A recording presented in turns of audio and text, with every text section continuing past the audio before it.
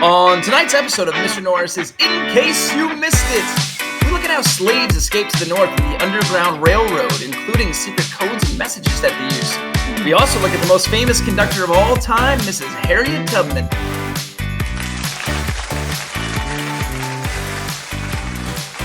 Hey, hi, hello, and what is up, everybody? It's your host, Mr. Norris, the history teacher with the good hair.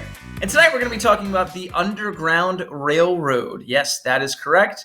The way that the majority of slaves escaped from bondage in the South and made their way up north to greener pastures, if you will.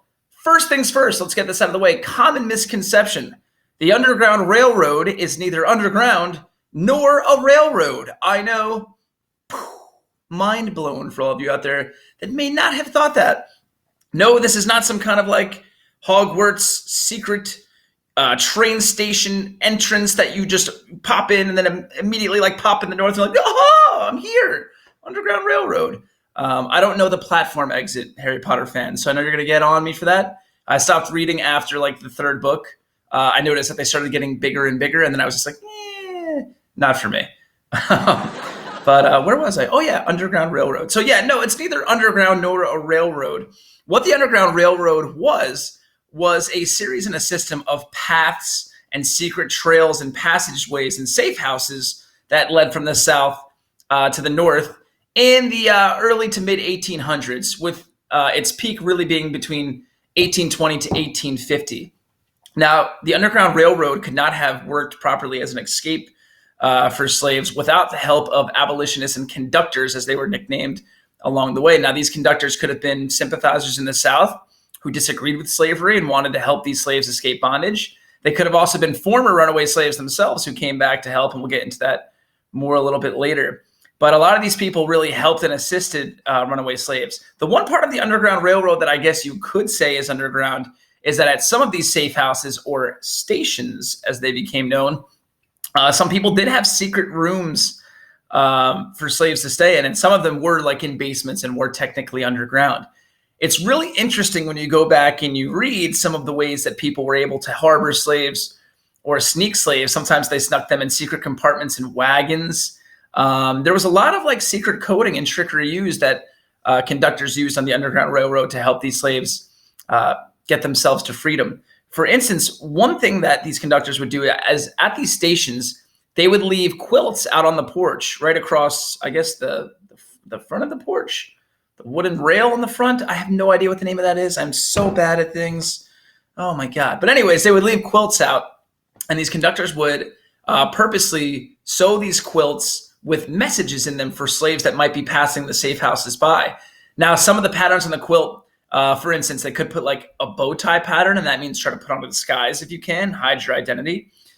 Sometimes they put things like a bear paw pattern, and that would mean try to take a mountain trail. They might have put something like a zigzag that literally meant like take a zigzag route, don't travel in a straight line. That just makes sense. They might have sewn on something that was like an invisibility cloak, which means put on your No, I'm just kidding. That's another Harry Potter reference. That's not a thing. Strike that out. Okay, I'm kidding there. But yeah, some secret messages. And the way that this would spread predominantly would be through word of mouth from plantation to plantation. On Sundays, slaves were allowed, for the most part, to kind of travel sometimes, depending on their owner, to other plantations and converse with other slaves, at least up until the Nat Turner Rebellion, which we'll get into in an upcoming video. And sometimes word of mouth, these secret passages, these secret trails, and these secret messages could spread from slave to plantation to plantation. Another way that words of advice on how to escape spread was through songs called spirituals. Some of these famous spirituals, and these would be sung in the fields as slaves were working.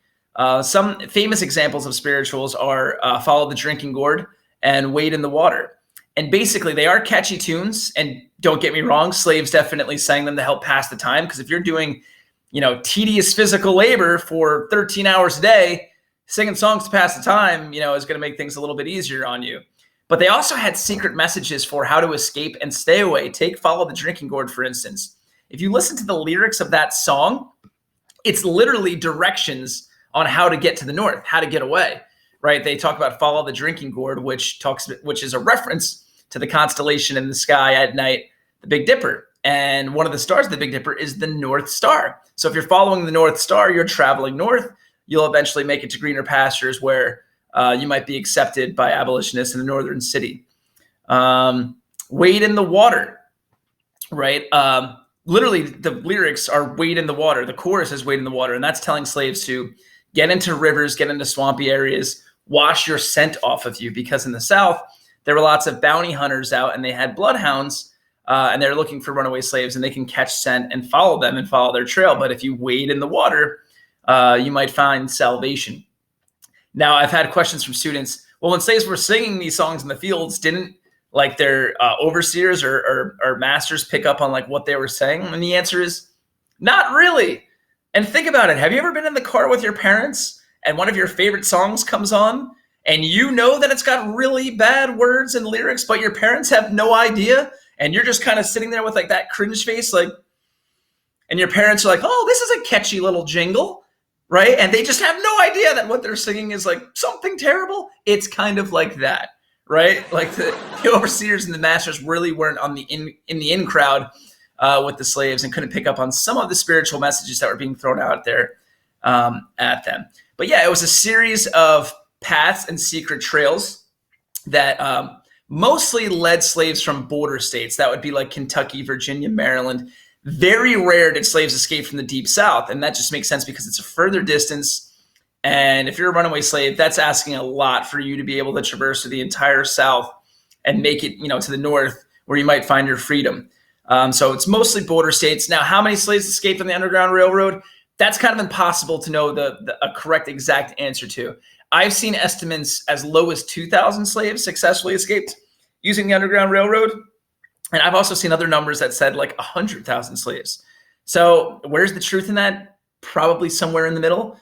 But there's really no accurate way of knowing exactly how many slaves were able to escape on the Underground Railroad. But it definitely did become a big problem for the South. And in a way is a direct cause of the Civil War. Because, and we'll get into this in a future video, once we hit the Compromise of 1850, a big thing that the South is going to ask for is tougher fugitive slave laws in order to help them bring back their runaway slaves. And that's going to really divide the North and the South even more. Now, I'd be remiss if we didn't discuss Arminta Ross, or the most famous conductor ever on the Underground Railroad, Mrs. Harriet Tubman. And what a remarkable person she is. She was born in 1822 in Maryland, a border state. And in 1849, and she grew up a slave, by the way, in case you were confused about that. But she really had a rough go of it. At an early age, she was struck in the head with a weight that her owner threw out of anger. And her owner was actually trying to throw it at another slave, missed that slave, hit Harriet Tubman, and it did give her some brain damage to a degree for the rest of her life. It even helped trigger events of narcolepsy, where she would just randomly, fall asleep at certain times. But she didn't let that hold her back, which is truly amazing. By 1849, Harriet Tubman's had enough of slave life, and she tries to convince her family to run away to the north with her and to go to Philadelphia, which at that time was a big safe haven city for runaway slaves. They don't want to go with her, and Harriet Tubman basically says, okay, fine, you guys stay here, I'm leaving. And she does just that. She runs away from Maryland, makes it to Philadelphia, and is safe. But to her credit, she gets there, and she realizes, I should probably go back. Now that I know a safe route to take, I should go back and I should get my family. And slowly she does get the rest of her family and actually get some more people off the plantation. But she doesn't stop there. She takes it a step further, and it's estimated that Harriet Tubman made at least 13 trips back down south in order to help liberate runaway slaves. She was quoted as saying, if she could only convince slaves that they were actually slaves, she would have saved hundreds of more people. Keep in mind that back then it was against the law for slaves to be educated. So a lot of them didn't know how bad they had it, didn't realize that, there's freedom and liberty out there that they can have for themselves. So that was definitely a deterrent for her. It's estimated that Harriet Tubman was able to rescue, I've seen numbers again, as low as 70 slaves. I've seen numbers as high as 300 slaves with her 13 trips back down to the South. Her nickname becomes Black Moses. And if you're familiar with the Old Testament, Moses is the person in the Old Testament that helps bring the Israelites out of Egypt, out of slavery under control of the Pharaoh. And people make that allusion to Harriet Tubman, that she's the New Age Moses, right? Black Moses in the United States.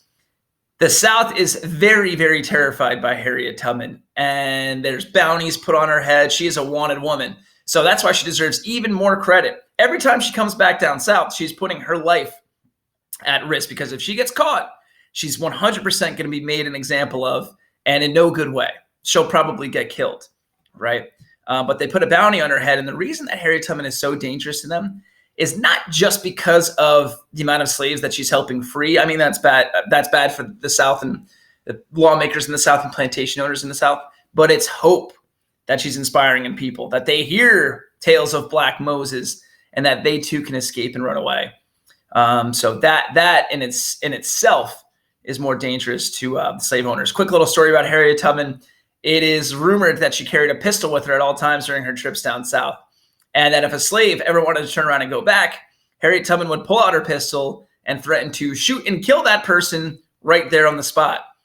Now, why would she do this? Not because Harriet Tubman is just some like wild maniac, although I gotta say, savage move, kind of cool. The reason that she would do it is if that slave went back to the plantation and then was questioned and told what was going on, and that led to the capture of Harriet Tubman and all these other slaves, you know, you're risking possibly one life for, I don't know, let's say 20, 30. Harriet Tubman was not going to make that risk. So she would tell people, if you try to go back, I'll shoot you dead right here. I'm not going to let you do that. So just absolutely savage, right? Harriet Tubman, just, you got to give her all the credit in the world. She eventually, as the Civil War starts, becomes a Union nurse and a Union spy. And she's actually the first armed female to help lead a military raid. And this raid is the Combahee Raid, where Harriet Tubman and Union forces basically travel down south. And as we get later on into the Civil War, we'll see and we'll learn about that. Union forces were destroying plantations, and the people that own those plantations, the slave masters, overseers, were fleeing and getting out of Dodge. And that kind of just left hundreds, if not thousands, of slaves unattended with kind of nowhere to go. Well, Harriet Tubman helps lead this raid with a bunch of Union ships to go and capture and catch, I shouldn't say capture and catch, rescue some of these slaves, about 750 it's estimated. And she also helps recruit some of these slaves into the Union Army, which is absolutely amazing. Harriet Tubman is just an OG savage, right? Hey, the South, the Confederacy, you might have an army. We have a Tubman. Okay, so look out. So there you have it. That's the story of the Underground Railroad, how it really became a thorn in the side for the South and Southern lawmakers, and really put the fear into plantation owners that their slaves could get away. And one of the people that's going to help them along the way is the most famous conductor of them all, Miss Arminta Ross, Harriet Tubman herself, Black Moses, if you will. The courageous bravery that she shows, making those trips back down to the South, risking her life is just amazing, and she should definitely be commended for that from everybody in the United States. Hope you enjoyed the video. If you did, please like, comment, or subscribe. Any of that would be just fine. Remember that history is life, and in the words of George Washington, the surest basis for public happiness is knowledge. So go out there and get some. Have a good night, everybody.